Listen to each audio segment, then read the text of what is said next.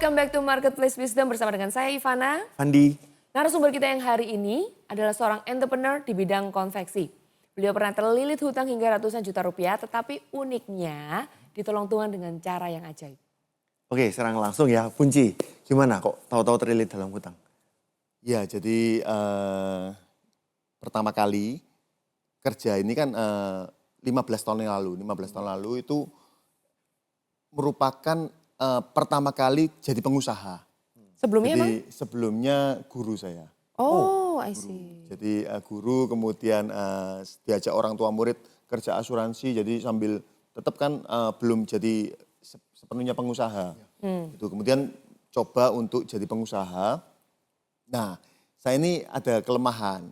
Kayak nggak mau tanya, pokoknya trial error gitu. Trial error gitu. Kemudian saya mulai kerja, terus kok bagus gitu ya.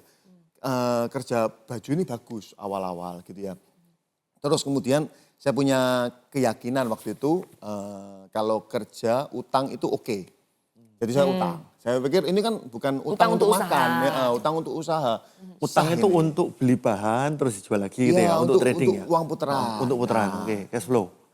Jadi salahnya tuh saya salah hati awalnya. Jadi saya ini satu pingin kaya. Kepahitan sama miskin. Karena Kepahitan itu pertama kali miskin. lihat uang di rekening keluar masuk kok bagus. Lalu ada uang hutang kok besar. Jadi saya pikir itu bisa dipakai. Nah saya ini kan kayak bahasa Jawanya itu kemaruk gitu ya.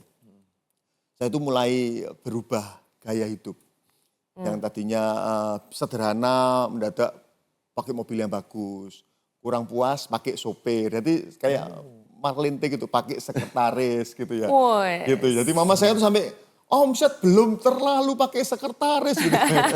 Jadi mulai bergaya. Jadi salah hati karena saya ingin kaya, kemudian Ingin cepat kaya ingin kaya. Kaya dan lebih kaya lagi? Iya, ingin kaya. Mungkin ya kalau lebih cepat lebih bagus gitu ya. Terus kemudian saya juga terlalu lama miskin, jadi akhirnya ketika lihat uang itu salah juga penggunaan. Kemudian cara buka harga juga kira-kira. Jadi kain segini, penjahit segini, ya kira-kira dibuka segini. Ternyata setelah sekarang ini saya tahu ya HPP itu ternyata rinci gitu ya. Ada uang listrik, ada uang harian yang semakin sulit, semakin lama ini semakin besar HPP-nya. Jadi akhirnya setelah 5 tahun itu kebulat hutang ya itu 400 juta lebih. Gitu ya. Jadi kayak 15 tahun ternyata itu sekarang miliaran. Nggak bisa bayar, bahkan itu kan ada bunganya. Bunganya itu besar gitu ya. Jadi kayak hutang tanpa jaminan karena kan kenal pasti. gitu ya. Aku ada uang nganggur, dia yang nawari awalnya. Terus saya pikir oke, kalau nganggur ya sini aku suruh kerja gitu ya uangnya. Tapi ya itu saya nyuruhnya salah. Akhirnya kebulet itu. Kemudian saya kan bingung. Ya sampai itu orangnya itu akhirnya yang dulunya nggak nagih, nagih itu 2 hari sekali, 3 hari sekali. Karena pembayarannya terlambat? Enggak, karena saya pindah gereja. Itu orang gerejanya lama. Saya pikir mau kabur, dipikir saya mau kabur. Oh, I see. Dipikir mau kabur, oke. Saya mau pakai uang itu gini-gini. Saya tuh sampai malam itu yang tadinya gampang tidur jadi sulit tidur. Sampai saya dengarkan khotbahnya Ko Philip sampai tidur. Kadang-kadang Ko Philip teriak saya kaget lagi. Gitu. Jadi saking stresnya kemudian saya masuk ke gereja Mawar Sharon. Nah saya tuh dalam kondisi compang-camping waktu itu. Jadi kayak compang-camping kemudian kayak tertunduk dan sebagainya. Saya bingung tapi terus saya diajari. Waktu itu saya under Ko Adrian Sarwono, Pastor Adrian. Jadi PL-nya waktu itu ya?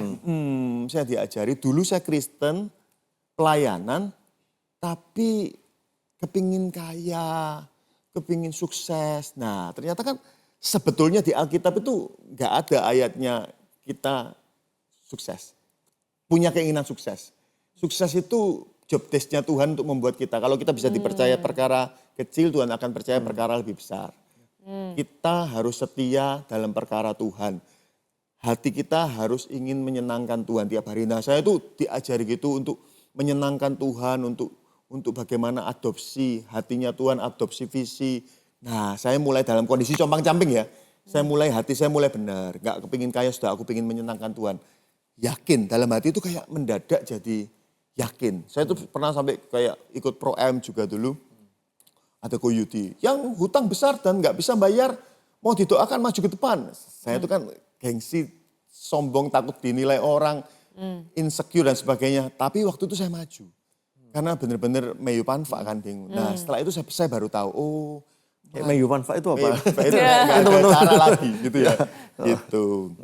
Akhirnya saya maju. Nothing tulus gitu ya, yaudah maju aja. Ya wis, bingung mau ngapain. Kayak orang bingung gitu ya. Akhirnya saya maju, saya didoakan. Oh saya mikir, oh iya ya dimulai dari maju itu kan langkah iman. Kemudian hatinya disetting. Nah kemudian saya itu kan jam kerja saya harus keluar. Walaupun saya wirausaha, saya tuh ikut jam kantor. Keluar bingung bayar pakai apa ya. Saya lihat di jalan tuh muter-muter bingung gitu ya. Terus kemudian suatu hari saya berhenti di Dharma Usada. Terus lihat rumah jelek sih rumahnya. Terus saya tuh kayak ada dorongan ya. Ya saya pikir ya ini, saya sekarang baru tahu ini Roh Kudus yang ngomong. Jadi kayak kamu sewa rumah ini. Ada tulisannya Nggak disewa ada gitu. tulisannya disewa. Oh, nggak ada? Jadi rumahnya orang nganggur gitu. Tahu-tahu saya teng-teng-teng saya tanya, Oh, gitu? disewa enggak? Oh, oke. Mau buat apa? Ngawur saya. Jualan. Jualan apa? Bakso ya, kan ngawur juga. Jadi kayak itu ternyata bukan ngawur, itu ada ayatnya kan. Bahkan keinginan kita pun Tuhan taruh di hati kita. Tuhan taruh keinginan tuh dari Tuhan. Jadi Tuhan tuh kayak bisikan, kamu nanti jadi pingin ini ya.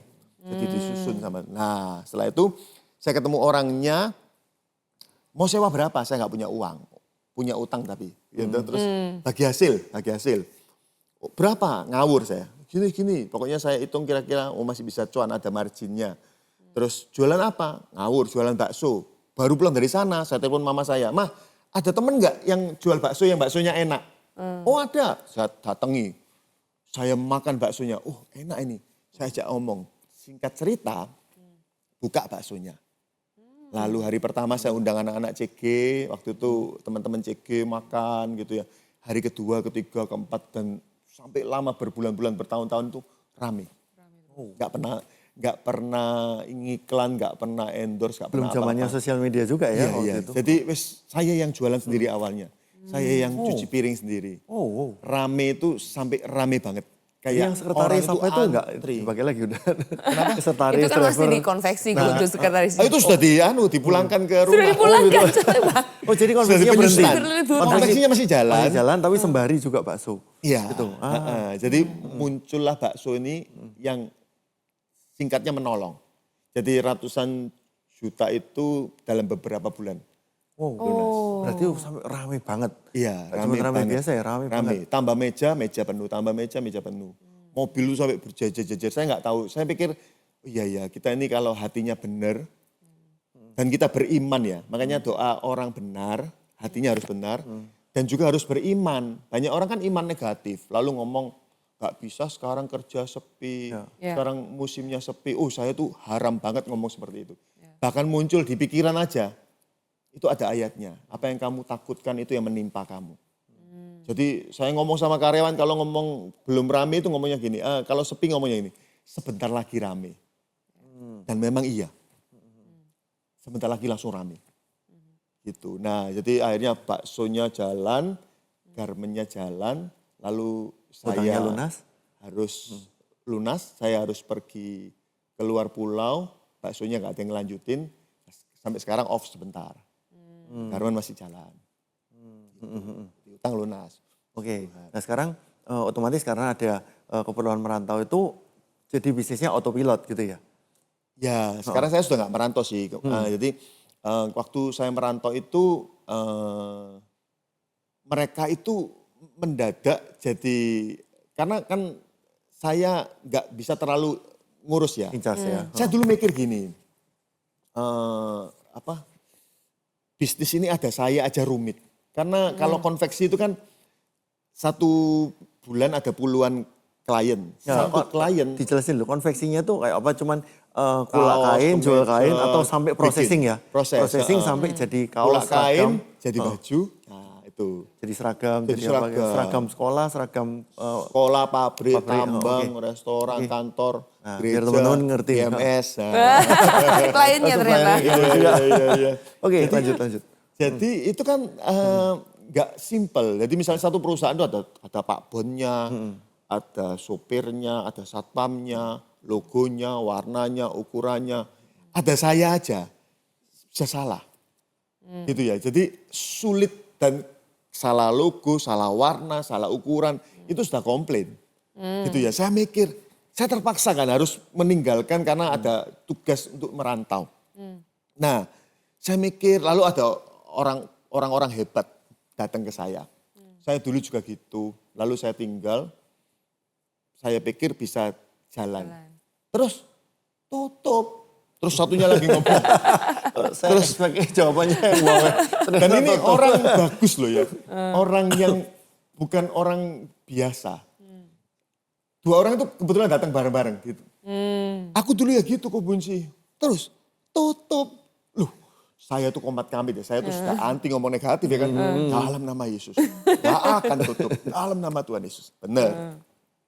Saya pergi, saya kasih orang hire. Orang hebat. Hire orang baru nih? Hire orang untuk ngurusin. Jadi itu teman saya, best friend saya waktu SMA. Jujur, pinter, baik. Nah, kerja 1 bulan, sering pingsan. Oh, Karena? Gak tahu awalnya. Terus setelah tahu ternyata ada dagingnya di otaknya. Oh. Ada tumornya. Oke. Jadi mendadak pingsan, dia lalu nangis minta maaf ke saya. Sorry Bunci, aku gak bisa bantu kamu, aku gak kuat. Kan jadi stres dikit kan kerja saya ini lumayan. Harus deadline kan, ada event, ada apa. Sudah rinci, deadline, tegang lah. Dia pingsan-pingsan terus. Gak bisa. Mama saya orang ketiga. Tutup pelaci. Saya orang ketiga. Saya, dalam nama Yesus, komat kamit. Sambil saya ngamuk kalau sama mama saya. Mama jangan ngomong sembarangan. Besoknya mama saya telepon saya minta maaf. Gitu ya. Terus habis itu, saya dalam hati, gak akan tutup. Tetap bisa jalan. Nah itu, kemudian mama saya megang keuangannya. Kemudian saya minta waktu untuk ngajari, saya ajari lagi mereka. Ternyata setelah saya tinggal 3 tahun lebih itu, omsetnya 2 kali lipat, 3 kali lipat sebelum saya pergi. Jadi mereka lebih pintar kerja dari saya. Nah, itu dari curiga ditinggal kok tambah bagus ya. Iya, jadi tapi bukan Bunci problemnya. Enggak. Bercanda. Ayo. Iya. Jadi gitu. Jadi saya mikir, oh iya ya, semua itu dimulai dari imannya jangan negatif. Yes. Tapi orangnya harus tujuannya harus benar. Maka Tuhan itu menyertai. Tapi memang ada kayak Ko Fandi itu pernah ngomong, memang Tuhan yang memberikan berkat kasih karunia, tapi kita harus menyediakan kayu bakarnya. Gitu. Nah, memang sebelum saya pergi itu saya sudah menyiapkan, sampai sekarang pun itu karyawan-karyawan itu disiapkan. Gitu. Gimana caranya bangun tim yang solid? Ya, jadi penyakitnya manusia itu kan sering kita dengar tuh, sekarang nyari karyawan sulit. Nyari karyawan yang jujur sulit. Nyari karyawan yang pinter dan jujur apalagi. Itu kan sudah iman negatif atau ketakutan. Itu saya haramkan. Gitu ya. Saya tuh nggak mau ngomong yang jelek-jelek gitu. Terus kalau memang sulit, kita ngomong sulit, itu sulitnya 2 kali lipat, bisa 3 kali lipat. Jadi saya ngomong nyari karyawan itu gampang. Yang sulit itu kita nggak mau belajar untuk ngelola karyawan. Karena karyawan itu kan manusia. Manusia itu kan bukan pisau belati ya. Punya rasa. Ya. Kongren juga manusia gitu. Jadi kita benar-benar harus tahu caranya memperlakukan manusia. Kebanyakan manusia itu kalau bahagia perform. Oke. Jadi kalau memang dia tertekan apa meskipun dia hebat pun nggak perform. Jadi nggak ada dorongan. Gitu. Jadi saya pakai cara yang diajarkan di CGT 1, CGT 2, CGT 3, CGT 4. Ternyata itu sangat membekali dan hatinya juga saya dapat, saya ngomong sama karyawan, saya tuh nggak kepingin kamu hidup bahagia di bumi. Saya ingin kamu masuk surga. Dan itu memang tulus, setiap hari saya doakan karyawan saya supaya ke jalan yang benar. Jadi saya menginginkan karyawan itu juga diselamatkan. Saya sebut namanya supaya mereka diselamatkan. Gitu. Saya injili 2 minggu sekali. Gitu ya. Saya benar-benar ngajari dan tapi saya kayak apa ya? Ada 5 cara ya untuk SDM kalau menurut saya ya. Pertama mengasihi, kedua memahami, ketiga menerima. Terus kita membangun juga harus menegur, berani. Jadi banyak orang itu kan kalau karyawannya pinter, takut ya. Takut kehilangan. Saya ngomong, saya sangat gak takut kehilangan kamu. Kamu sangat berarti di perusahaan ini. Dan kamu tuh tak anggap keluarga. Tapi andai kata kamu bertingkat dan kamu, saya gak takut kehilangan kamu. Saya sangat bisa, saya cuma takut kehilangan Tuhan.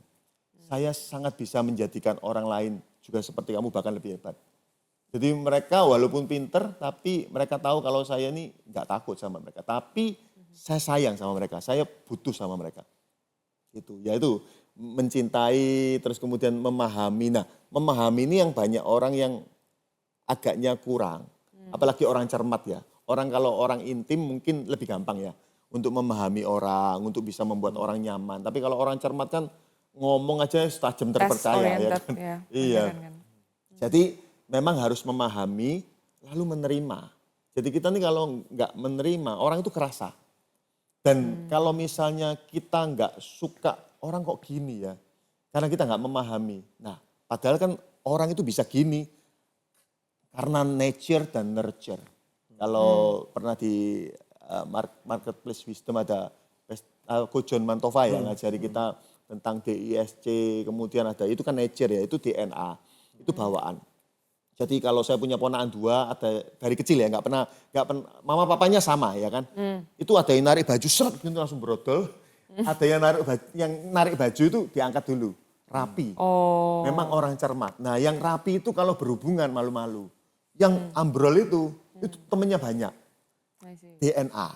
Nah DNA ketemu sama kisah hidup, nurture. Jadi menempatkan karyawan di tempat yang tepat ya? Memahami mereka. Termasuk traumanya. Oke. Gitu. Kalau mereka masalah suami istri, bertengkar, nangis, datang ke saya. Konseling. Bayar sih. Serasa bayar? Ini serasa CG ya? Serasa CG ini ya? Iya. Setelah bayar tambah nangis. Potong gaji. Iya. Penasaran, Bunci yang sekarang yang dengan semua pengetahuan bagaimana memperlakukan ini, apa-apa, lanjut. itu beda sama yang Bunci yang dulu atau gimana? What happened? Beda. Saya dulu adalah orang yang dari SD kelas 1, mama saya sudah dipanggil guru. Indra, nama saya Indra dulu ya. Terus saya ganti Bunci. Kurang keren kan Indra. Bunci lebih keren ini. Bunci nama Kasihan Chinese yang ya. Indra di sini. Jadi Indra ini saya taruh ke binatang aja ya. Oh, Kenapa? Karena saya duduk sama siapa pasti bertengkar. Saya gigit langsung. Kayak saya garisi meja. Sikunya masuk saya pukul gini. Waduh. Nanti kalau bertengkar saya raut pensil, saya cubles tangannya. waduh. Berdarah. Nanti break time itu kalau saya bertengkar sampai saya pukul-pukul, teman saya masuk selokan. Oke. Jadi saya itu kayak rasa kasihan ke orang itu nggak ada. Dan gampang tersinggung. Kayak memang dibesarkan, keluarga saya sekarang puji Tuhan, baik. Tapi dulu nggak baik.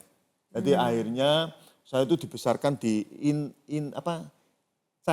inner child saya jelek.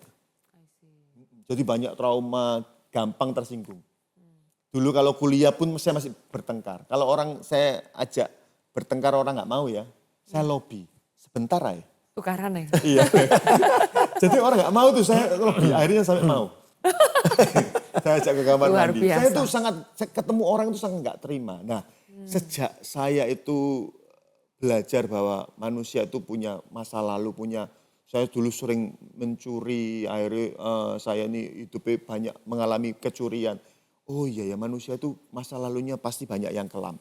Orang tua nggak ikut parenting class apa-apa, nggak ngerti. Jadi mereka juga nggak bisa disalahkan karena mereka nggak ada yang ngajar. Jadi pasti di Indonesia Raya Merdeka Nusantara ini banyak orang-orang yang masa kecilnya berantakan. 90% lah.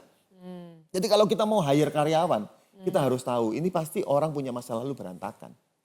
Jadi ya harus dibina. Kapan momennya berubah dan Waktu mengerti itu? kuliah. Waktu kuliah itu awal-awal saya mulai belajar untuk karena harus bayar kuliah sendiri ya. Jadi saya anggap teman saya itu mengandung rupiah gitu. Oke. Jadi saya harus baik sama mereka. Jadi saya nggak mungkin bertengkar. Itu kalau yang bertengkar tuh terpaksa. Masih ada gejolaknya. Tapi saya tuh mulai mendadak jadi baik. Waktu SMA nggak punya teman kan, saya anti kan. Freak internasional saya. Teman saya cuma 2. Dan dua-dua ini satu sahabat saya yang ada benjolannya dua-dua ini punya motor kan, saya masih sepedaan sampai kelas 3 SMA. Karena mereka punya motor saya temenan, karena dia sering jemput saya. Luar biasa. Sangat manipulatif. Jadi saya tuh penuh luka, manipulatif, kalau orang itu gak bermanfaat saya gak temenan gitu. Nah setelah saya kenal Tuhan lebih dalam, saya lihat manusia jadi beda. Saya lihat manusia itu kayak jadi sasaran berbuat baik. Supaya manusia lihat saya memuliakan Tuhan dan mereka diselamatkan. Nah sejak itu berubah. Gitu. Jadi ketika kita lihat manusia berubah, sama karyawan jadi bagus, sama klien jadi bagus. Awal-awal saya buka garment itu, kalau klien rewel ya, ngamuk saya. Di Surabaya ya, yang jahit halus itu jarang. Saya salah satunya. Kalau koko mau cari yang di Surabaya, ya ini model gini jahitannya. Kalau koko mau lebih halus lagi, mungkin koko import. Atau koko cari di Jakarta. Itu orang orderan puluhan juta loh, banyak loh. Bukan sing 1 juta, 2 juta. Saya itu sangat jahat. Akhirnya orang itu kembali enggak? Enggak lah. Jadi saya buang pelanggan itu dengan mudahnya karena sakit saya. Iya. Inilah prinsip firman Tuhan untuk episode pada kali ini. Saya ambil dari Yeremia 32 ayat 42 sampai 44. Sebab beginilah firman Tuhan, seperti aku mendatangkan kepada bangsa ini segenap malapetaka yang hebat ini, demikianlah aku mendatangkan ke atas mereka keberuntungan yang kujanjikan kepada mereka. Orang akan membeli ladang lagi di negeri ini, yang kamu katakan itulah tempat yang tandus tanpa manusia dan hewan. Itu telah diserahkan ke dalam tangan orang-orang Kastim. Orang-orang membeli ladang-ladang dengan perak, menulis surat pembelian, memeteraikannya dan memanggil saksi-saksi di daerah Benyamin, sekitar Yerusalem, kota-kota Yehuda, kota-kota pegunungan, kota-kota daerah bukit, di kota-kota tanah Negeb, sebab aku akan memulihkan keadaan mereka. Demikian firman Tuhan. Bisa jadi kita akhir-akhir ini atau selama ini melakukan satu bisnis kita atau karir kita dengan hati yang tidak melekat pada Tuhan. Kita kadang punya ambisi pribadi, pembuktian diri, ataupun beberapa di antara kita menghalalkan segala cara. Dan Tuhan bisa saja menutup segala sesuatunya, kita benar-benar merasa bahwa tinggal hanya satu jalan, balik kepada Tuhan. Oleh karena itu di sini dikatakan di Yeremia, sebab beginilah firman Tuhan, seperti aku mendatangkan kepada bangsa ini segenap malapetaka yang hebat ini. Bisa jadi loh Tuhan mengizinkan terjadi malapetaka supaya jiwa kita tidak masuk dalam neraka, roh kita tidak masuk dalam neraka. Tetapi Tuhan menutup atau memberikan bahkan malapetaka untuk menyelamatkan jiwa kita dan menyelamatkan keluarga kita. Demikian aku juga punya kesempatan, kata Tuhan, mendatangkan ke atas mereka keberuntungan yang kujanjikan kepada mereka. Di sini kita bisa lihat ya, ayat selanjutnya. Orang akan membeli ladang lagi di negeri yang kamu katakan, itu adalah tempat tandus tanpa manusia dan hewan. Itulah diserahkan ke dalam tangan orang-orang Kastim. Sama seperti di episode ini kita bisa lihat bahwa justru dengan barang inventory yang dead stock, inventory yang tidak mau dibeli oleh customer. Bahkan supplier pun kalau barang itu diretur, supplier pun gak akan mau. Itu kan salahmu sendiri kamu ambil barang seperti itu. Nah dengan kondisi seperti ini, terjepit seperti ini, ternyata di sini kita bisa lihat di zaman Yeremia pun ada orang-orang yang ngomong, itulah tempat tandus tanpa manusia, tanpa hewan. Manusia pun tidak mau ada di sana, bahkan hewan pun loh tidak mau tinggal di sana. Itu telah diserahkan ke dalam tangan orang-orang Kastim. Itu maksudnya diserahkan itu berarti udah tidak dalam kekuasaan kita lagi. Mungkin orang-orang tertentu aja yang mau, tapi itu di luar jangkauannya kita juga. Tetapi apa yang jadi janji Tuhan, orang akan membeli ladang-ladang dengan perak, menulis surat pembelian, ada transaksi di situ. Terjadi kegiatan ekonomi di situ, terjadi cash flow lagi, terjadi kehidupan lagi. Dan akhirnya di sini, sebab aku akan memulihkan keadaan mereka, demikianlah firman Tuhan. Bukankah pada akhirnya di sini dikatakan Tuhan yang berdaulat, Tuhan yang mengendalikan, dan Tuhan karena mengasihi manusia, mengizinkan terjadinya malapetaka, mengizinkan mungkin ada hal-hal yang tidak enak dalam kehidupan kita untuk membentuk kita supaya hati kita tidak terpaut pada uang, tidak terpaut pada keserakahan, ketamakan, dan ambisi dan sebagainya. Tapi ketika kita balik ke Tuhan, akan ada pemulihan, akan ada terobosan, akan ada tuntunan Tuhan kembali, akan ada kasih cinta Tuhan kembali atas hidup kita. Mari yuk kita balik sama Tuhan. Di momen-momen seperti ini, ketika dalam kesesakan, balik sama Tuhan. Tuhan akan memulihkan keadaan kita. Walaupun itu terasa sangat mustahil, tapi kita percaya Tuhan Yesus mengasihi Anda dan saya. Dan Tuhan akan memulihkan kondisi kita. Tuhan Yesus memberkati. Ya, yang membangun tadi kan belum, tadi kan udah 3 ya. Membangun sama menegur kan belum. Saya lebih tertarik ke yang membangun ya. Dalam arti perusahaan-perusahaan multinasional kan juga melakukan banyak cara untuk membuat karyawan itu tetap dalam spirit yang sama dan kualitas kerja yang sama dengan cara membangun budaya kerja, sampai ada slogan-slogan yel-yelnya pagi-pagi, gitu ya. Terus apalagi dengan training-training. Nah, kira-kira menurut Bro Bunci, Yang dilakukan apa yang Bunci dilakukan kan selama untuk ini untuk membangun mereka? Kadang-kadang kan orang nggak konsisten karyawan. Hari ini lagi mood, bagus. Besok misalnya habis tengkar sama istrinya atau ada masalah, terus tahu-tahu produktivitasnya jeblok. Nah itu gimana? Memang kalau habis bertengkar sama istri produktivitas jelek. Memang gitu ya? Gak tahu. Saya jarang bertengkar sama istri. Ini kan bukan ya acara. Jarang bertengkar sama istri. Oke, jadi gini. Setelah saya belajar psikologi ya, saya itu suka belajar psikologi. Kalau kita mau tanam nilai atau membangun orang, kita ini harus diterima dulu. Jadi orang itu harus ngefans sama kita, harus sangat suka. Begitu orang itu sangat suka ke kita, logikanya atau critical factor-nya itu kayak seperti nggak bekerja. Jadi apapun nilai itu langsung masuk ke alam bawah sadar, langsung masuk ke jiwanya. Jadi nilai buat dia. Jadi omongan kita walaupun cuma sekali ya, misalnya gini, ada orang merasa jelek, terus kemudian dia suka banget sama Pastor Philip gitu ya. Lalu Pastor Philip ketemu sama dia, lalu Pastor Philip ngomong, wih cantik sekali kamu. Senyummu tuh loh, luar biasa. Sembuh orang itu. Yang tadinya berantakan dari kecil.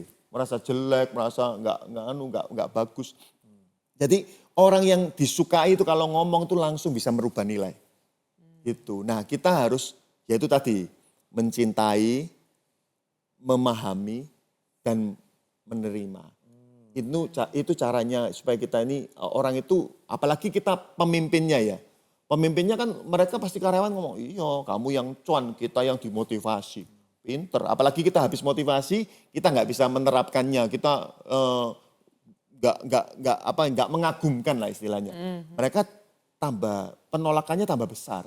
Jadi omongan kita itu walaupun bagus ya, nggak masuk.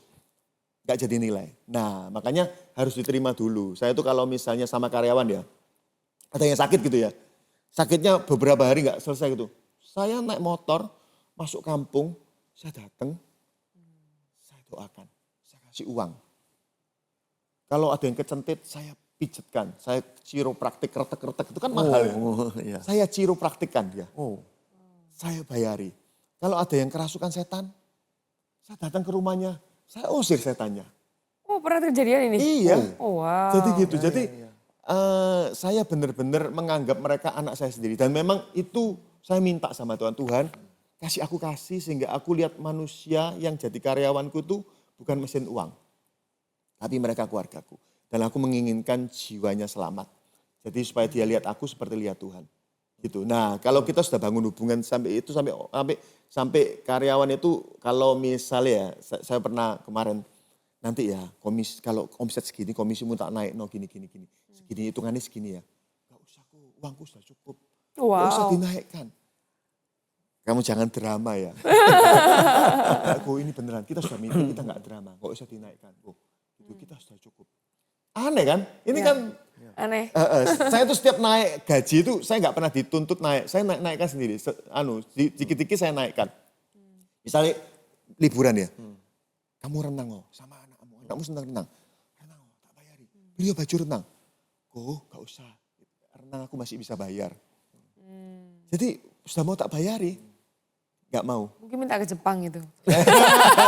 Kalau renang gak usah bisa sendiri. Ke Jepang saya aja belum ke Jepang deh. Gitu. Jadi mereka jadi mereka tuh benar-benar kayak saya ulang tahun. Mereka beli kue tar, saya disurpresi. Ya benar-benar mereka tuh menurut saya ya, kalau mungkin saya GR ya, mereka cinta, menyukai. Nah baru saya 2 minggu sekali, saya tuh suka ceramah gitu, saya teriak ceramah turun kabeh. Semua turun.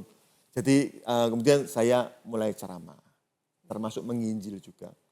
Tuhanmu sama Tuhanku nggak mungkin dua-dua benar. Nah, itu pasti salah satu ada yang palsu. Nah, jangan ikut-ikutan, aku pun ya sekarang masih mendalam. Jadi saya mainan di iman juga karena memang saya menginginkan keselamatan jiwanya sambil saya ngasih nilai-nilai Alkitab. Misalnya contoh gini ya. Apa yang ingin diperbuat orang kepadamu, perbuatlah. Misalnya garapan jelek gitu ya, baju. Menurutmu, kamu kalau beli, mau nggak kamu dikasih baju kayak gini? Nggak mau. Ya sudah, jangan dikasih seperti ini. Kamu kerja kayak gini ya, kamu nggak bisa setia dalam perkara, nggak bisa jadi besar kamu. Nanti kalau tempatnya berantakan, karena kan banyak Maduranya, karyawan saya. Jangan di model gini guys. Ini itu harus rapi. Kalau kamu nggak bisa rapi, saya kasih why-nya, kenapa harus rapi? Kamu nggak bisa dipercaya lagi, kamu belum punya rumah kan? Belum. Kamu mau punya rumah? Tak kasih cerita. Saya dulu nggak punya mobil, saya mau minta sama Tuhan, minta mobil. Tuhan ngomong, lembut lewat hati nurani saya. Kamu tak kasih motor aja nggak dicuci, nggak diservis. Oke, saya cuci, saya servis. Nggak lama loh, setelah saya cuci, saya servis, saya cuma punya 400.000. Saya bisa dapat mobil, bawa pulang mobil. Saya kasih ceritanya. Pokok kalau kamu bisa dipercaya, Tuhan itu sangat ingin memberkati kamu. Ditoto, sekarang rapi, sandal-sandal rapi. Jadi saya juga ngomong, sandal harus rapi. Gak jelaskan why-nya, itu cara membangunnya. Jadi why-nya. Bertengkar tuh sampai nangis. Pulang itu kan bersih-bersih. Ada satu masih kerja, sapunya disiprat-sipratkan gini. Sampai saya ajari. Kamu lah benci, ini cara sembuhnya. Ajari gitu ya. Sampai akhirnya mereka itu bisa saling menyayangi sampai akur. Sekarang kalau di tempat kerja itu guyonan tapi sambil kerja ya. Kayak suasana itu jadi enak karena mereka belajar memahami. Kamu nggak bisa merubah orang, kamu cuma bisa merubah sikap hatimu. Gitu. Nah itu cara membangunnya sambil teknisnya juga diajari. Kamu kalau misalnya sini kumpul, kalau garapan jelek lalu dikirim, lalu saya dikomplain, ngamuk saya. Kalau saya ngamuk, karena dulu awal-awal saya pernah serem gitu ya. Saya banting-banting kain gitu. Sampai saya tuh pernah ngurus izin tuh satu tukang potong saya ngomong gini. Mesinnya gak keras kok. Nah terus, yang keras kalau koko marah. Oh, Nah, tapi dulu, akhirnya mereka tuh mendapati saya dari preman jadi pendeta. Mereka tuh mengikuti, jadi mereka tuh sampai ngomong koko sekarang nggak seperti dulu. Dulu mereka serem sih. Tapi sampai sekarang pun saya ngumpulkan gitu ada masih trauma. Gemeter. Tangannya tuh goyang beneran. Tremor. Oke, jadi saya lihat nih kayak Bunci ini sangat bisa mengelola SDM-nya dengan baik ya. Iya. Ceritanya kayaknya banyak banget ya, Betul, kayaknya nggak sempet nih kalau kita selesaiin semua. Next, mungkin kita bisa undang lagi, saya ingin tahu gimana 400.000 dapat pulang bawa mobil. Nah, itu nyolong apa enggak? Nah itu nanti mungkin di next story berikutnya ya. So, thank you. Dulu benci, sekarang bunci. Mulai jayusnya keluar. Mungkin kayaknya kita harus cut sebelum lanjut ke jayus-jayusan yang berikutnya ya. Oke, so thank you so much Bunci.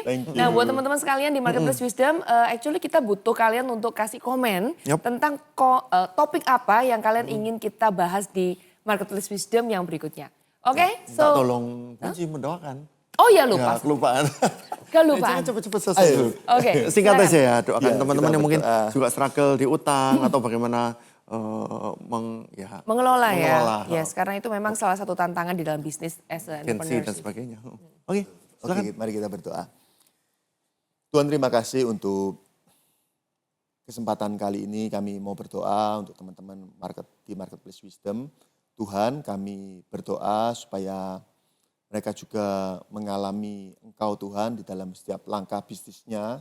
Tuhan menangkap isi hatimu dan ingin menyenangkan Engkau lewat bisnisnya Tuhan. Bapa, supaya hati kami selalu presisi Tuhan. Supaya hati kami tidak salah Tuhan. Hati kami hanya ingin membangun kerajaan-Mu. Dan Engkau Tuhan memperlengkapi kami dengan pekerjaan Tuhan. Berikan kami hikmat, berikan kami iman, berikan kami teman-teman yang baik yang support kami. Tuhan bukakan setiap jalan yang buntu, Tuhan pulihkan Tuhan setiap bisnis saat ini yang mengalami masalah, Tuhan pulihkan, Tuhan yang tuntun, Tuhan yang berikan hikmat Tuhan. Tuhan berkati juga setiap apapun yang sekarang dikelola, karyawan apapun, berikan para entrepreneur ini hikmat untuk bisa mengelola dan berikan kasih untuk bisa mengasihi setiap karyawan. Terima kasih Tuhan, dalam nama Tuhan Yesus kami berdoa, mengucap syukur, haleluya, amin. Oke, so thank you semuanya. Yep. Seperti yang tadi saya sudah sampaikan, jangan lupa untuk kasih komen topik apa yang ke depan ingin dibahas. Oke, see you di next episode, bye-bye. Bye-bye, God bless.